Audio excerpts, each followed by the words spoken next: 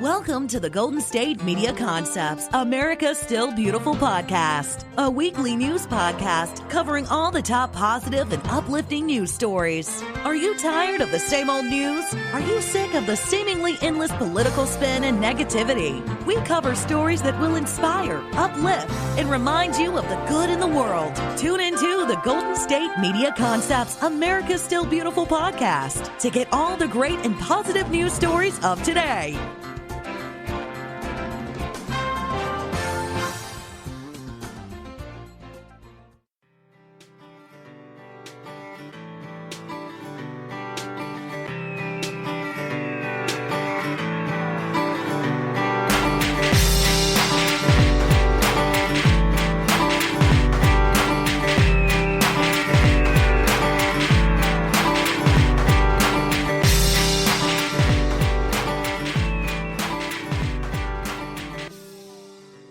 Welcome to GSMC, America's Still Beautiful podcast, brought to you by the GSMC Podcast Network. I am your host, Alyssa Jo.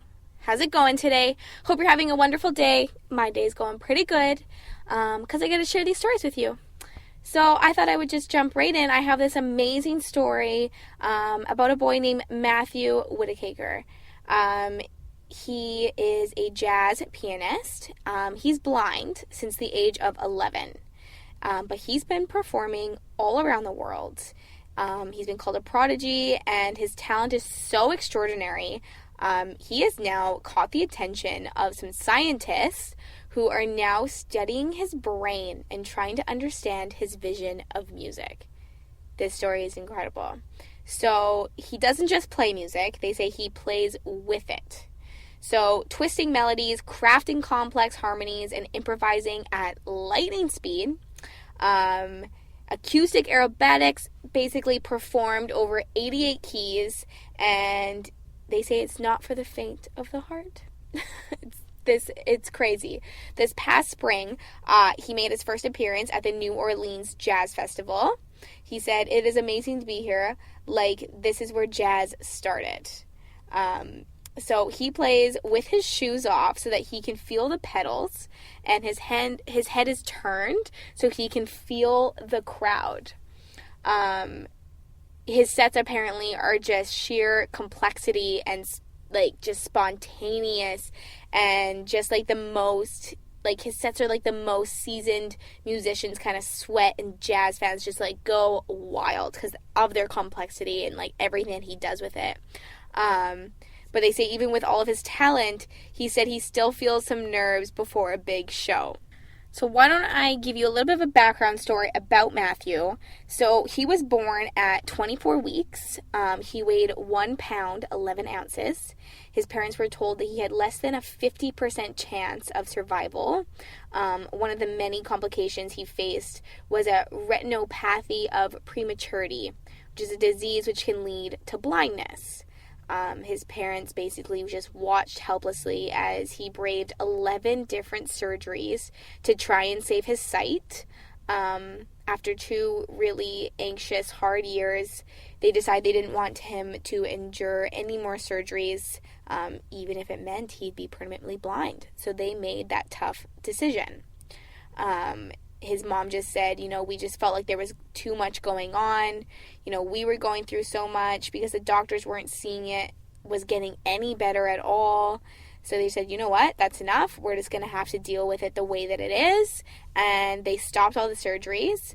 But the challenges didn't really end there. They also said that he might not be able to crawl and he might not be able to walk. But I guess, they were like, he doesn't need those things. Most kids learn to crawl. They learn to walk because they want to try to get up and do something. Well, Matthew couldn't see to get up to do anything. So a lot of his toys and stuff that they had were sounds. So when he wanted to crawl, he would want to reach for those things. So they had a lot of his toys as like these different sound things to try to help him to get to crawl and walk. So he actually did start to crawl towards music. Sometimes he would actually slide up the speaker to feel the music. I think that's pretty cool. But no one in his family was a musician, but his grandfather bought him a keyboard when he was 3 years old. and it did not take long at all to show that he had an amazing gift. So his mother says they were nursery rhymes more so than anything that he would play on the keyboard. So they weren't that complicated, but what he was doing was complicated because most kids don't play with both hands and they don't play chords and the harmonies and all of that. But Matthew was doing that. Yet at such a young age, he was coming out with harmonies and different chords and just craziness. So they decided to get him a teacher, which of course was kind of difficult because they got a lot of answers from people where he's too young, like, why are you kind of doing this? And he was 3 years old at the time. And a lot of them, that was their excuse, is like, he's 3 years old, I don't know how to teach a blind child. Like, they had a hard time finding a teacher. So Dalia Sekas agreed to meet Matthew. Dalia is the director of music studies at the Greenberg Music School in New York City, which is a school for the visually impaired. So basically, they brought Matthew over. Dalia came over, played something on the piano, and then Matt just automatically repeated it. And then she would play something else, and Matthew would repeat it again. So she was like, okay, you need to bring him into this school. Like, we're going to make an exception and bring him into the school. So, yeah, Dalia has been teaching Matthew ever since. She is a classically trained concert pianist. She says, I was performing a couple of recitals, and the Dvorak Piano Quintet is a piece actually for a piano and string quartet. So there's 5 of us. So Matt and his mom came to hear, and the night I played, he comes in Saturday morning, I walk into the studio, and he's playing the opening of the Dvorak Quintet. And then the cello comes in, and he knew that whole thing. And all she could think was, oh my goodness, like, this is crazy. It is a very challenging piece for 5 musicians, but he was playing his version of all 5 parts on the piano. Crazy. So they would listen to a piece of music one time, and then he would play it. So by the time he was 11, he was performing around the world. He first started, his first paying gig was in Italy, where he cut his chops with seasoned jazz musicians. Then he played in more than 200 clubs and concert halls around the world. He's been all over because of his special talent.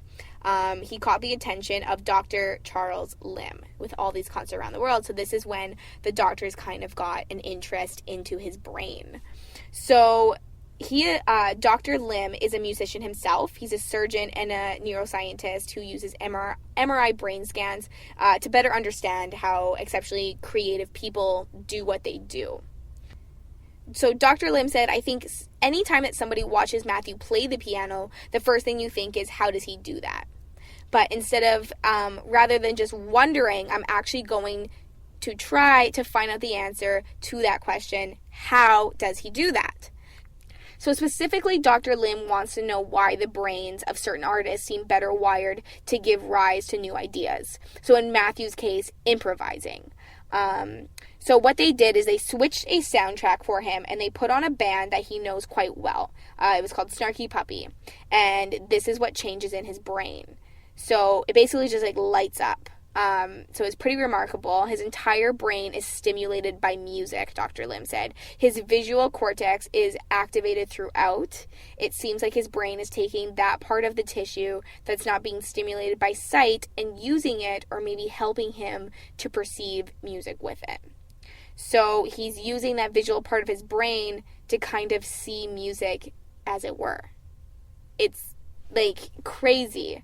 So it's kind of sort of borrowing that part of the brain and rewiring it to help him hear the music. So they had to go through a bunch of different scans and do all these things. At first, his family was really skeptical kind of about doing this. When a doctor kind of walks up to you and is like, I want to scan your son's brain, you're kind of like, what? Right? So they did. They went through all of these things. They found out that his brain is just absolutely incredible. And so when Matthew was told about his brain scans while listening to music, he was just absolutely amazed. Matthew says, I didn't even know that was happening. And so Dr. Lim asked, so what does he think, like, what do you think this means? And Matthew replied with just, I love music. Absolutely incredible. He sounds like such a cool person. I actually searched him up on YouTube and saw him playing. Definitely go check it out. It's incredible, the stuff that he does. And so this all started at 3 years old, and he even got the attention from some pretty big scientists that helped him figure out kind of why his brain does what it does. All right, it is time for a little bit of a break, but don't go anywhere. I have some stories about some random acts of kindness, some feel-good things that are going to put a smile on your face, so stay tuned. The GSMC Life and Happiness podcast takes you on a journey of exploration. We'll discuss tried and true methods alongside the latest trends of how to best live your life to its fullest and happiest. From psychology to meditation, science to self-help books, the GSMC Life and Happiness podcast will help you to discover what makes you happy and how you can live life being the best you possible. Download the GSMC Life and Happiness podcast on iTunes, Stitcher, SoundCloud, Google Play, or anywhere you find podcasts. Just type GSMC in the search bar.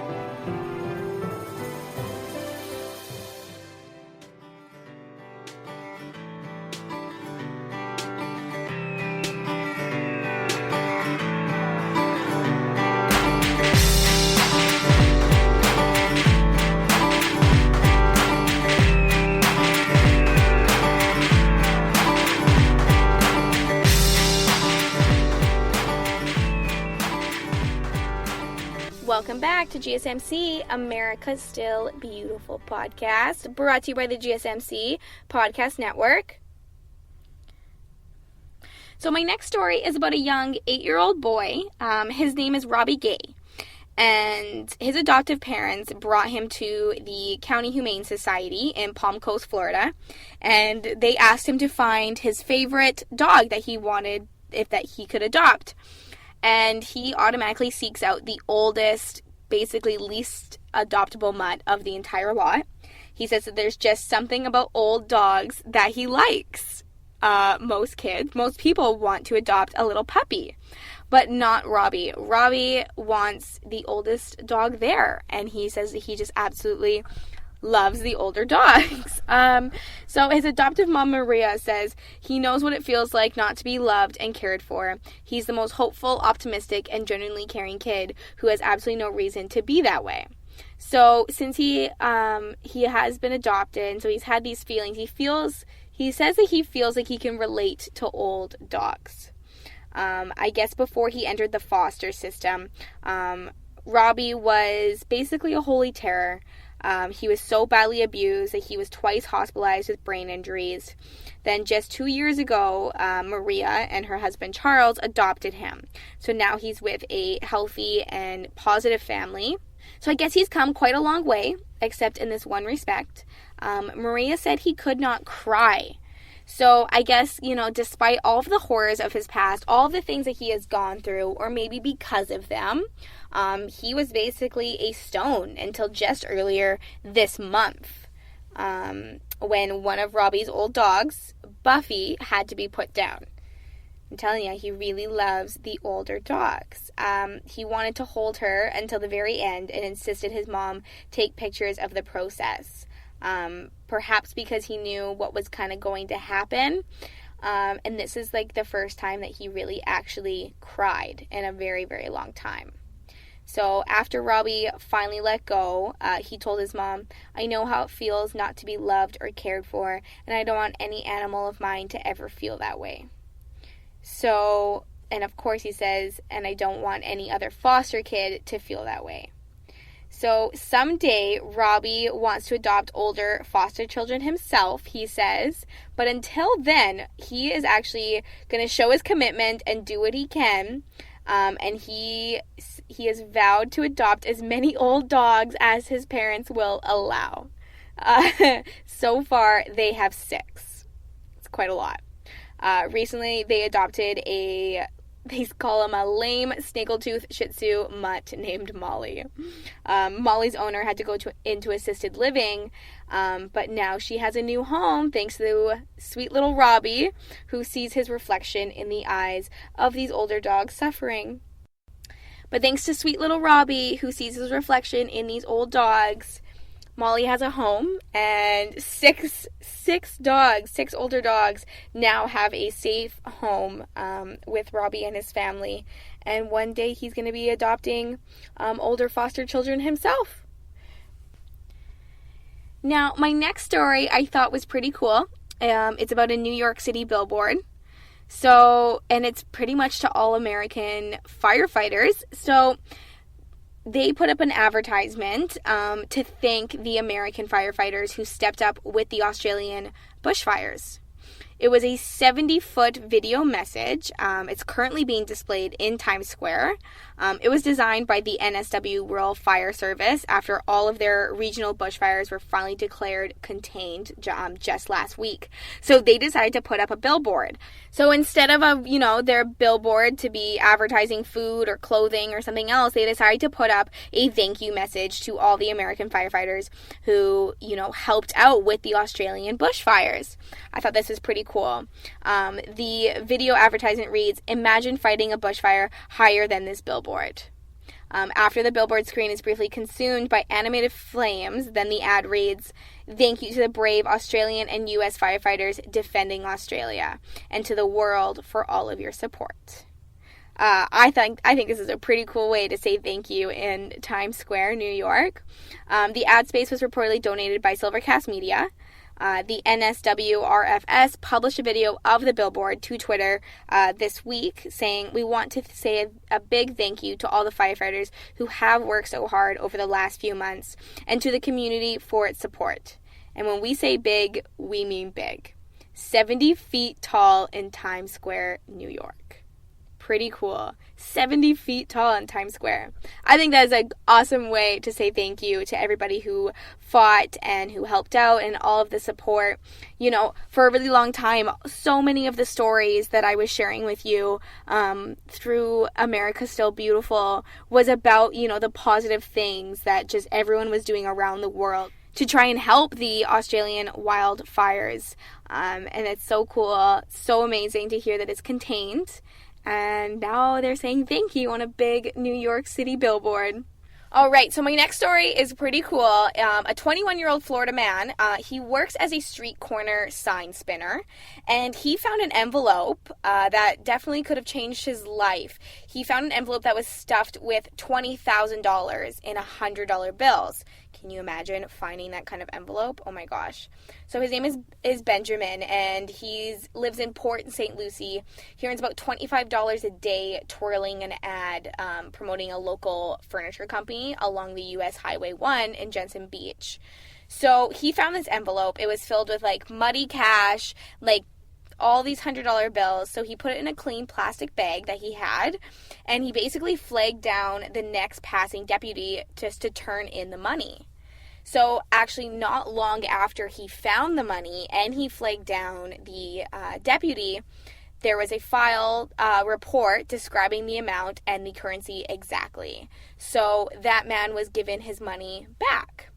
So originally, Benjamin got this ad twirl spinning job in order to pay for a new means of transportation.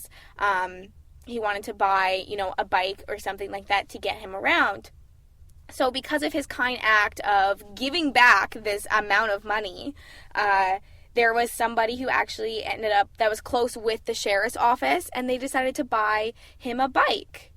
He said that Ben was absolutely thrilled. He has no immediate plans of giving up his job.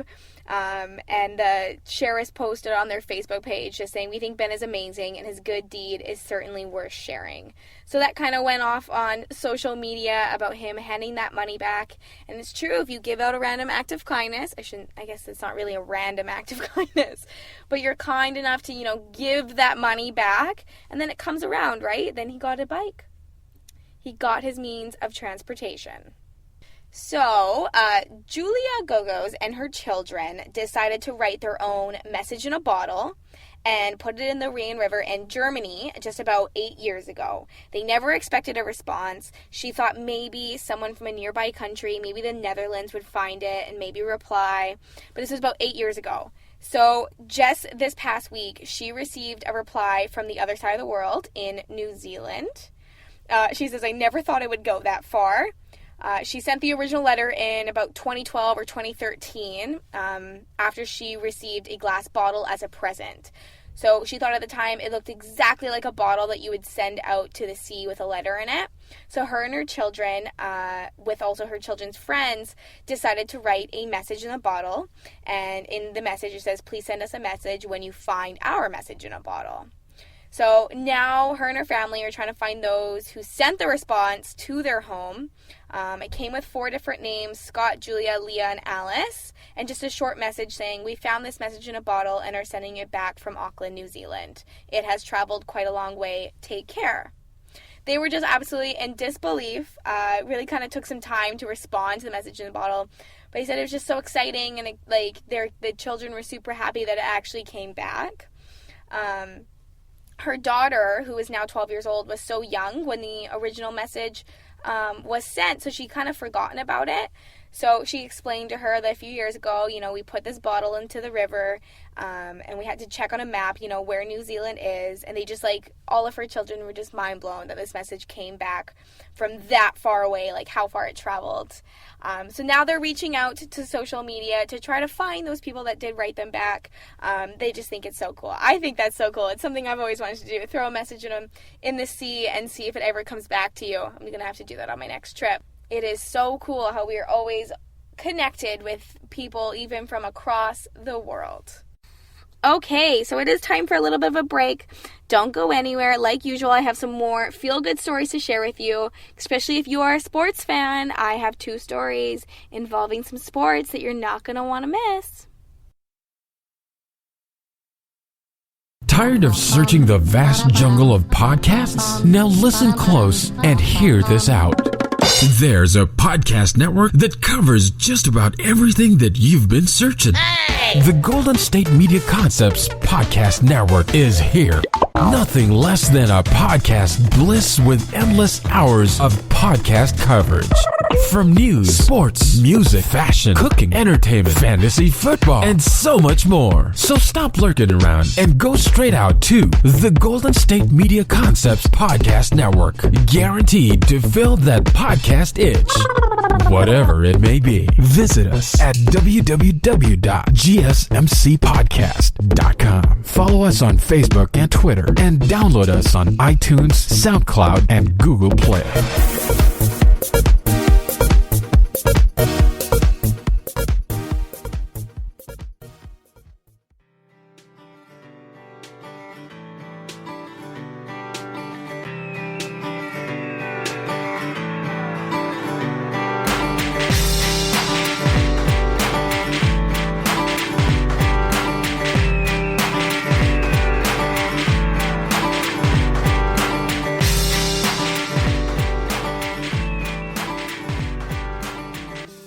Welcome back to GSMC, America's Still Beautiful podcast. Okay, like I promised, I have some stories involving some sports. You might know the Louisville's famed one-armed golfer. He helped kids and amputees for a very long time. His name is Don Fightmaster, but you may know him as the Arnold Palmer of the one-armed golf world, I guess they called him. Unfortunately, he has passed away. They said that he has hit his last fairway, but he has done some pretty amazing things, and so I just couldn't help but share this story with you. He actually won 2 international championships and numerous national crowns. He mentored other amputees and raised money through a tournament for special needs children. So he did all of this, plus some more that I'm even going to share with you, just with a smile on his face and an amazing drive to succeed and to keep going, despite what kind of life handed to him. When he was in the U.S. Army, his Jeep flipped over back in 1954, and it left him with only his right arm. So you've probably heard his name because of the Don Fightmaster tournament for exceptional children. He founded in 1979 to get kids with disabilities out on the golf course and to raise money for programs for them in schools as well. Like I said, he's done some amazing things.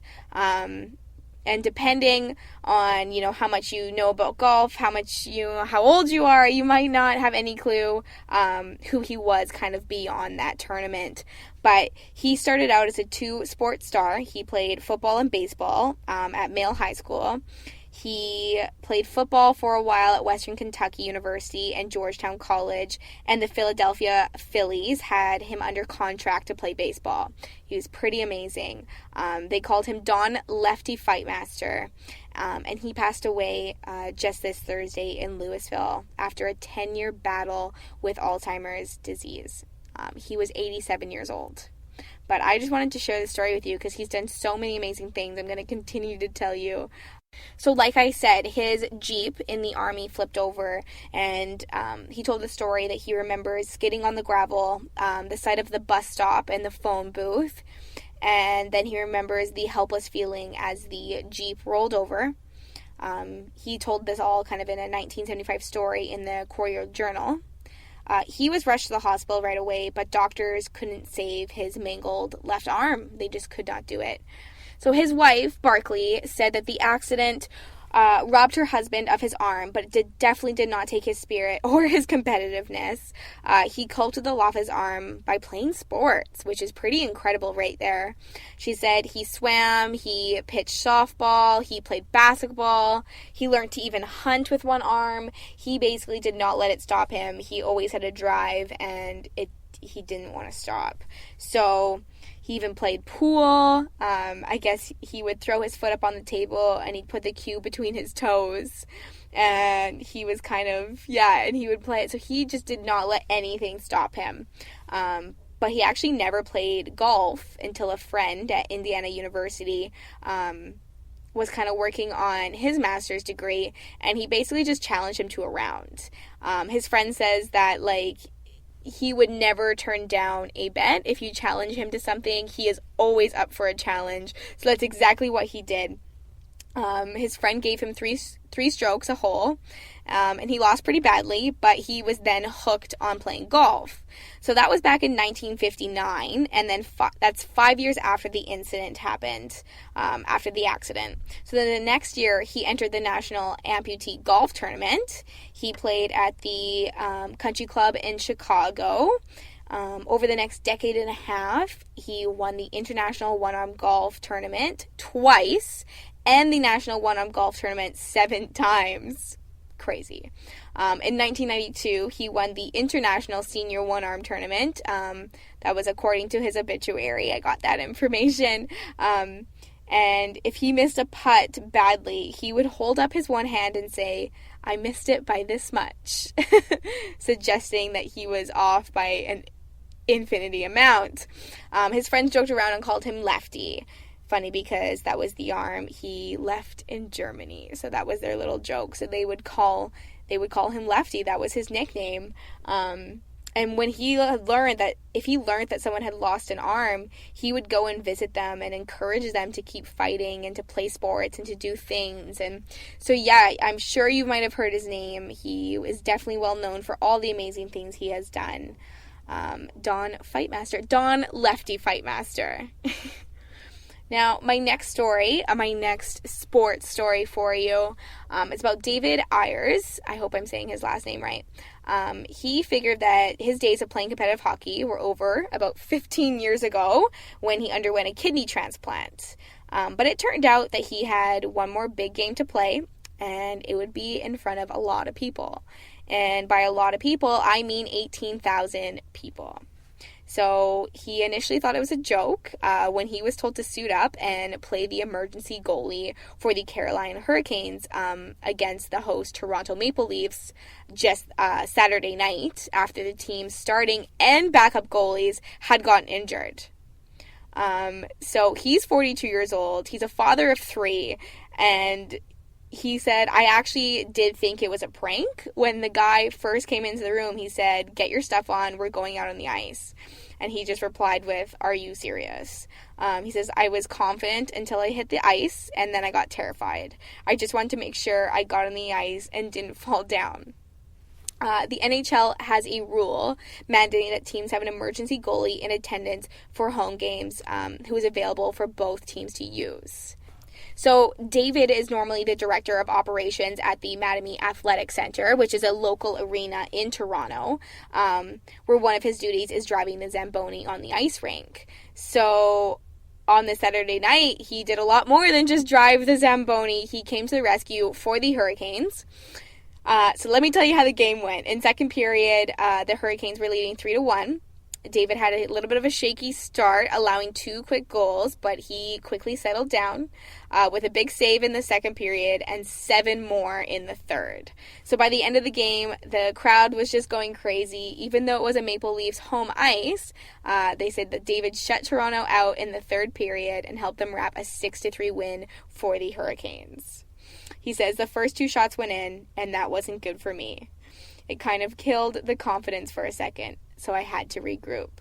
One of the players came down to me and he said, just relax. This is going to be fun for you. Have a good time with it. We don't care how many goals you let in. Let's just all have fun. Then his night actually ended up ending with a standing ovation from the Toronto crowd. He says, that was so cool. After the game was over, I kind of got off the ice and I was thinking to myself, all right, I made it through that. When I stepped back on the ice, most of the crowd was still there and they were really cheering. So that was pretty amazing. I just think this story is pretty cool. So he had an absolute blast. He made a piece of history, becoming the oldest goalie in NHL history to win his regular season debut at 42 years old and 194 days. He was actually paid $500 for his efforts. And he said his stick has been sent to the Hockey Hall of Fame in Toronto. So that's pretty cool. But it was just even more remarkable is that, you know, he had a kidney transplant when he was 27 years old. The donor was his mother, Mary, who, you know, actually surprised him with a big phone call while he was doing an interview about this, just calling him in tears. And she says, I was always very proud of you from the beginning, and this has just made me so extremely proud. I have no words. I couldn't sleep for the first night. It is amazing. So now the Hurricanes immediately started selling number 90 Ayers jersey after the game. All the proceeds will go to benefit a kidney foundation in North Carolina. And he became just the third emergency goalie to ever play in an NHL game in the modern era, and the first since accountant Scott Foster was pressed into service for a 14-minute stretch with the Chicago Blackhawks in 2018. And David said that Scott Foster actually sent him a text message on Sunday congratulating him on his performance. So I guess he made history. It's pretty cool. All right, that is all the stories I have to share with you today.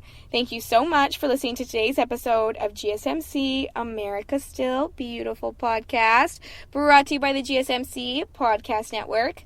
I am your host, Alyssa Jo. I hope that you enjoyed today's episode. As always, do not forget to hit that subscribe button, like and follow us on social media, and leave a 5-star review. It's greatly appreciated, and I look forward to next time. Thank you. You've been listening to the Golden State Media Concepts, America Still Beautiful podcast, part of the GSMC Podcast Network. You can find this show and others like it at www.gsmcpodcast.com. Download our podcasts on iTunes, Stitcher, SoundCloud, Google Play, or anywhere you find podcasts. Just type in GSMC to find all of our shows. From the GSMC Podcast Network, from social media news to marketing news, and even weird news, the GSMC Podcast Network has you covered. You can also follow us on Twitter and Facebook. Thank you, and we hope you have enjoyed today's episode of the Golden State Media Concepts, America Still Beautiful podcast.